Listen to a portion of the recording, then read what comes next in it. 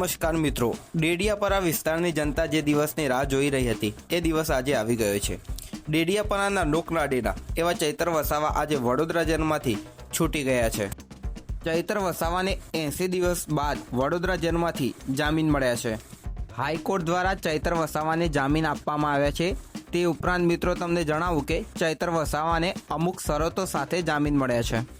ચૈત્ર વસાવા ડેડિયાપાડા વિસ્તારમાં 12 મહિના સુધી એટલે કે 1 વર્ષ સુધી નહીં જઈ શકે। આવી શરતો સાથે ચૈત્રભાઈ વસાવાને જામીન આપવામાં આવ્યા છે હાઈકોર્ટ દ્વારા। એમના વકીલનો એક વિડીયો વધુ આપણા જોડે આવે છે, એ વિડીયો જોઈએ પછી આગળ ચર્ચા કરીએ મિત્રો। ચાર્જશીટની અંદર જે સરકારી અધિકારીઓની ઉપસ્થિતિ હતી એ સરકારી અધિકારીઓએ પણ કબૂલ્યું છે કે ચેતરભાઈ સાથે એવી કોઈ ગાળાગાળીવાળી કે એવી કોઈ ઘટના ઘટી નથી, એમના સ્ટેટમેન્ટમાં છે। અન્ય અધિકારીઓએ પણ જે સ્ટેટમેન્ટ આપ્યા છે એ અને એફઆરઆઈની જે સ્ક્રિપ્ટ છે એ તદ્દન અલગ છે।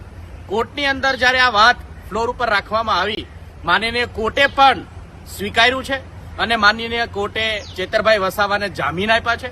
શરત રાખવામાં આવી છે કે એ પોતાની વિધાનસભામાં 1 વર્ષ માટે નહીં જઈ શકે।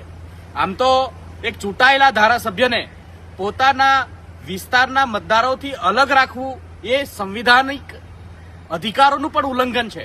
એમ છતાં આમ આદમી પાર્ટી પાસે, ભાઈ ચેતરભાઈ પાસે જે પણ લીગલ રેમેડીઝ છે એનો ઉપયોગ કરીશું અને આ જે કન્ડિશન રાખવામાં આવી છે એમાંથી પણ આપણને હલ મળશે, એમાંથી પણ છુટકારો મળશે એવી પણ આશા છે।